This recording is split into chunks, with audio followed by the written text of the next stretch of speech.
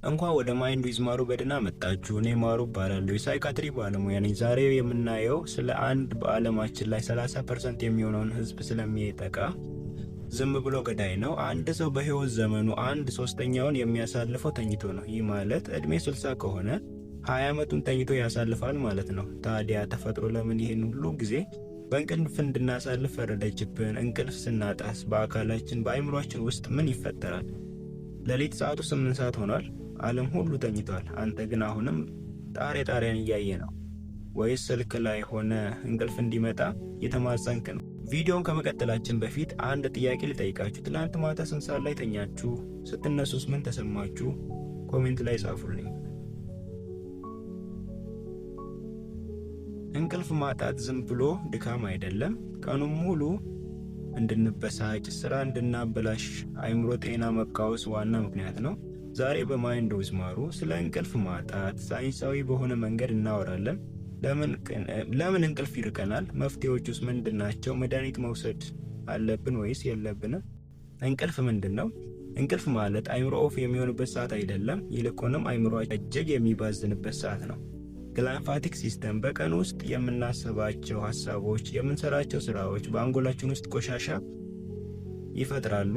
በምንተኛበት ጊዜ አንጎላችን ልክ እንደ ጎርፉ ውሃ ራሱን ያጥባል። እንቅልፍ ካጣን ይሄ ቆሻሻ ይከማቻል። ውጤቱም መርሳት፣ መበሳጨት፣ ውሳኔ መሳሳትን ይፈጥራሉ ማለት ነው። የተፈጥሮ ሰዓት ሁላችን ውስጥ ማስተር ክሎክ አለ። ብርሃን ሲጠፋ አይምሮ ሜላቶኒን የተባለ ሆርሞን ያመነጫል።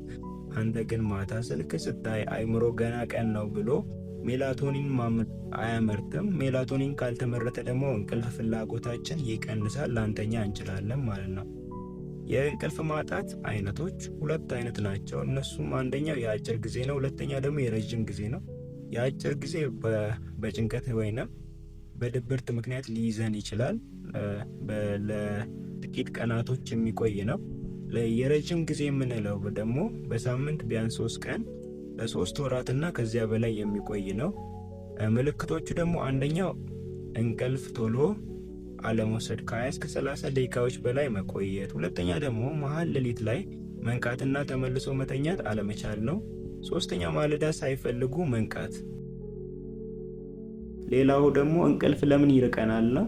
አንደኛ የአይምሮ ጤና፣ ጭንቀት ካለብን፣ ድብርት ካለብን፣ አይምሮአችን እየተጨነቀ እየተደበረ ካለ፣ በብዙ ሀሳቦች መሃል ተወጥሮ ካለ የእንቅልፍ ፍላጎታችን ይቀንሳል፣ እንቅልፋችን ላይመጣ ይችላል። ሁለተኛ ደግሞ የአኗኗር ዘይቤ፣ ከመኝታ በፊት የምንወስደው ካፊን፣ ቡና፣ ሻይ፣ ጫትና አልኮል፣ እነዚህ ነገሮች አይምሮአችንን ስለሚያነቃቁ ወደ እንቅልፍ እንዳንሄድ ያደርጉናል። ደግሞ አልኮል ወደ እንቅልፍ ይወስዳል ይባላል፣ ግን ደግሞ የእንቅልፋችንን ያደበዝዘዋል፣ የእንቅልፍ ጣዕማችንን ያጠፈዋል ማለት ነው። አይታችሁ ከሆነ ማታ አልኮል ጠጥተው ወደ መኝታቸው የሄዱ ሰዎች ጠዋት ላይ መነቃቃት ላይ ችግር ይፈጥራል፣ ድካም ይለቅባቸዋል፣ ድብርት ይለቅባቸዋል። እና ስለዚህ አልኮል አለመጠቀም፣ እነዚህ ወደ እንቅልፍ ስንሄድ እንደ ቡና፣ ሻይና አልኮልን ማስወገድ አለብን። ሌላኛው ደግሞ የቴክኖሎጂ ተጽዕኖ፣ ማታ ከመተኛታችን በፊት ቢያንስ ከ1 ሰዓት በፊት ስልካችንን ማራቅ ነው ያለብን። ምክንያቱም ስልካችንን በምናይበት ሰዓት ላይት ይለቃል። ይሄ ላይት ደግሞ ሜላቶኒን ምርትን ይቀንሳል። ሜላቶኒን ካልተመረተ ደግሞ ይሄ ሆርሞን የእንቅልፍ ፍላጎታችንን ስለሚጨምር እንቅልፍ እንዲመጣ ስለሚያደርግ፣ ይሄ ሆርሞን አልተመረተም ማለት የእንቅልፍ ፍላጎታችን ይቀንሳል፣ የእንቅልፍ ፍላጎታችን ይዛባል ማለት ነው። ስለዚህ ከመተኛታችን በፊት ከ1 ሰዓት በፊት ስልካችንን ከአጠገባችን ማራቅ አለብን ማለት ነው። ሌላኛው ደግሞ ሳይንሳዊ መፍትሄ ነው። የእንቅልፍ ንጽህና ነው። ቋሚ የመኝታና የመነሻ ሰዓት ሊኖረን ይገባል ማለት ነው። መኝታ ቤታችንን ንጹህ ማድረግ፣ በመኝታ ቤታችንን ስራዎችን አለመስራት፣ መጽሐፎችን አለማንበብ፣ መኝታ ቤታችንን ለእንቅልፍ ብቻ መጠቀም ነው። ሁለተኛ ደግሞ የ20 ደቂቃ ህግን መከተል። የ20 ደቂቃ ህግ የምንለው እንቅልፍ አልጋችን ላይ ወጥተን ለ20 ደቂቃ እንቅልፋችን የማይመጣ ከሆነ ከዛ ተነስተን የሆነች ክላስ ውስጥ ገብተን ሌላ ክላስ ውስጥ ገብተን ደብዛዛ በሆነ ላይት ውስጥ መጽሐፎችን ማንበብ ነው ያለብን። ሶስተኛው ደግሞ 4-7-8 ብሬዚንግ ቴክኒክን ለመጠቀም ለ4 ሰከንድ በአፍንጫ መተንፈስ፣ ለ7 ሰከንድ አየሩን መያዝ፣ ለ8 ሰከንድ ደግሞ በአፋችን ቀስ እያልን ትንፋሻችንን ማውጣት። ይህ የነርቭ ስርዓታችንን ያረጋጋዋል። አራተኛ ደግሞ የምግብ አመጋገባችንን ማስተካከል፣ ቀለል ያሉ ምግቦችን እንደ ወተትና እነ ሙዝ አይነቶችን መጠቀም። ከባድ ምግቦችን የምንጠቀም ከሆነ መልካም እንቅልፍ ለመተኛት ያስቸግራልና። ስለ እንቅልፍ መድኃኒቶች ብዙ ሰዎች እንቅልፍ ሲያጡ በቀጥታ ወደ ፋርማሲ ይሄዳሉ፣ መድኃኒቶች ይገዛሉ። ይህ በጣም ስህተት ነው። ምክንያቱም መድኃኒቶቹ ሱስ ያመጣሉ። እነዚህ ሰዎች በእንቅልፍ መድኃኒት የሚተኙ ከሆነ አለዛ መድኃኒቶች ሰውነታችን ይላመድና አለዛ መድኃኒቶች እንቅልፍ ወደ ህይወታችን አይመጣም።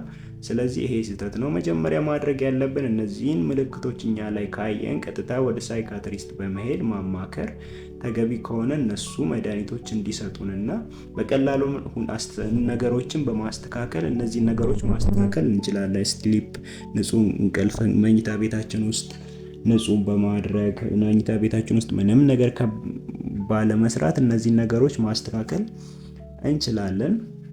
እንቅልፍ ቅንጦት ሳይሆን ጤናን መሰረት ነው። ዛሬ ያልኳችሁን ነጥቦች ለ2 ሳምንት ብትተገብሯቸው ትልቅ ለውጥ ታሳያላችሁ። እናንተ በቀን ስንት ሰዓት ትተኛላችሁ? እንቅልፍ ለማግኘት የምትጠቀሙት ዘዴ አለ? ኮሜንት ላይ አሳውቁኝ። ቪዲዮውን ለወዳጆ ሼር ያድርጉት። ይህ ማይንድ ዊዝ ማሩ ነው። ቪዲዮ ከጠቀማችሁ ሰብስክራይብ አድርጉት። በሚቀጥለው ቪዲዮ እስከምንገናኝ ድረስ መልካም ቆዩልኝ። አመሰግናለሁ።